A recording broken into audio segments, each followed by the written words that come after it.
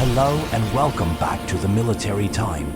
Tonight's top story centers on a dramatic escalation in the war. A massive strike on the Crimea Bridge, an attack that has once again shaken Russia's military command, disrupted its logistics, and triggered what Moscow is calling the beginning of a full-scale response. What really happened? How big was the strike? What is Russia preparing now, and how does this change the war moving forward? Stay with us as we break down every detail, every timeline, and every consequence of this unprecedented operation. The early hours of the morning began like any other near the Kerch Strait calm waters, low visibility, and heavy military traffic. But around 3:20 a.m. local time, Russian radar reportedly detected multiple unidentified objects approaching the heavily defended bridge. Within seconds, air defense systems went active, sirens roared across Kerch, and residents woke up to the sound of explosions echoing across the strait. According to Ukrainian military sources, the strike involved a coordinated combination of long-range naval drones, modified cruise missiles, and electronic warfare interference designed to blind Russian radar units.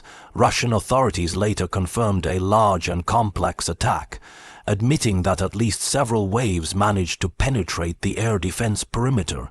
Video footage shows a series of massive fireballs erupting underneath the roadway section, followed by a second detonation near the railway track. The impact was unlike anything seen since the previous major attacks. Multiple spans of the bridge were damaged, support pillars suffered structural cracks, and parts of the road deck collapsed into the sea. Traffic was immediately shut down, ferries were suspended, and a state of emergency was declared across Crimea. Russian engineers rushed to the scene, but preliminary analysis suggests weeks, possibly months, of repair work will be needed. This strike is not just symbolic, it's strategic. The Crimea Bridge is Russia's single most important supply artery, connecting mainland Russia to its forces across southern Ukraine. Tank convoys, ammunition trucks, troop rotations, and fuel supplies all rely heavily on this route. By hitting it again, and this time more severely, Ukraine sent a direct message: Crimea is no longer safe, and no Russian supply line is untouchable. Within hours of the attack, the Kremlin held an emergency meeting chaired by President Vladimir Putin. Russian state media reported that military commanders were ordered to prepare a measured but decisive response. Soon after, hundreds of missiles and drones were launched toward Ukrainian cities along the Dnipro River, as well as Mykolaiv, Zaporizhia, and the Odessa region. Ukraine's air defenses intercepted many, but several key energy facilities were hit. Kiev has described the attacks as retaliation strikes, accusing Moscow of targeting civilian infrastructure in violation of international law. Meanwhile, U.S. and European intelligence sources confirmed that Russia has begun repositioning both naval assets and long-range bombers toward Crimea and the Black Sea. Satellite images show intensified activity at airbases in Saki, Juvardskoye, and Belbek. Analysts believe Moscow fears another strike aimed at crippling its airfields, ammunition depots, and radar installations. With Ukraine increasingly using long-range Western-supplied weapons and domestically produced systems, Russia's traditional safe zones are rapidly shrinking. What makes this attack particularly significant is the timing.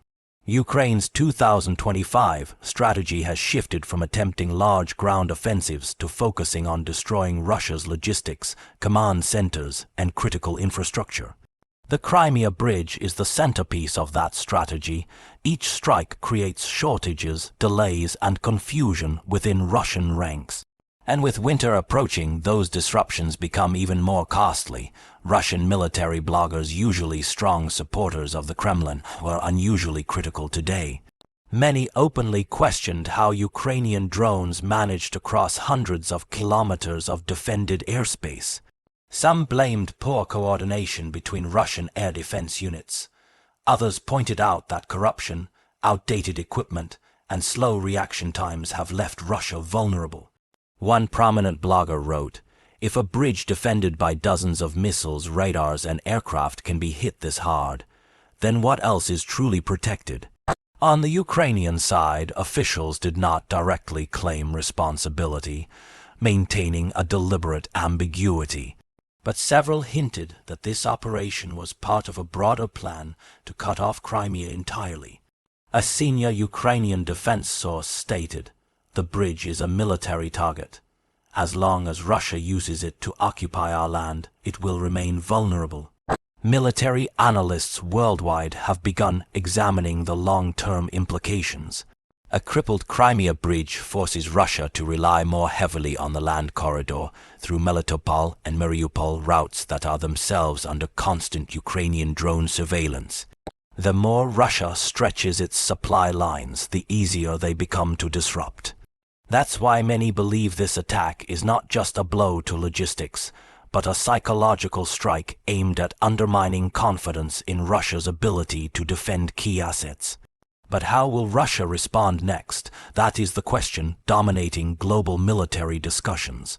Moscow's most likely options include, first, massive long-range missile strikes targeting Ukraine's power grid, transportation hubs, and defense factories. These attacks typically escalate after major blows to Russian infrastructure, and early signs already point in that direction.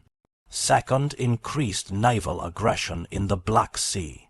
Russia could attempt to re-establish dominance by launching more caliber missiles from its remaining warships or by deploying additional submarines. Third, stepped-up electronic warfare operations, including attempts to jam Ukrainian drones and target Western supplied GPS systems.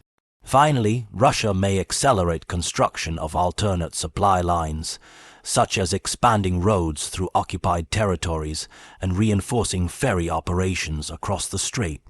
But despite all these possibilities, one reality is becoming increasingly undeniable. Every time the Crimea Bridge is hit, Russia's grip on Crimea weakens. For Ukraine, this strike is a major morale victory. Social media in Kyiv erupted with messages celebrating the attack, calling it a sign of justice and a turning point. Still, Ukrainian leaders warned citizens not to relax, reminding them that Russia's retaliation could last for days. International reactions continue to pour in. NATO condemned Russia's retaliatory strikes on civilian areas, calling them disproportionate and dangerously escalatory. Several European leaders reiterated support for Ukraine's right to target military infrastructure used by occupying forces. Meanwhile, Western intelligence agencies are now evaluating the effectiveness of Ukrainian long-range capabilities, with some analysts suggesting that Kyiv's rapid technological advancements are outpacing Russian defenses. As evening falls, smoke is still rising from parts of the bridge. Russian repair crews are working under tight military protection. The Kerch Strait remains partially closed, disrupting shipping routes and creating significant delays in fuel deliveries to Crimea. Long lines have formed at gas stations, and officials have issued warnings about temporary shortages. Crimea's pro-Russian governor announced new security measures, including curfews in certain districts, expanded checkpoints, and increased patrols around military zones. These actions reflect a growing fear that more strikes could follow. Many residents are now questioning whether Crimea will ever be secure again. In the broader picture, the strike on the bridge sends a powerful message. The war is entering a new, more complex phase. Traditional front lines matter less. Technology, precision strikes, and infrastructure attacks are shaping the battlefield more than tank battles or trench warfare.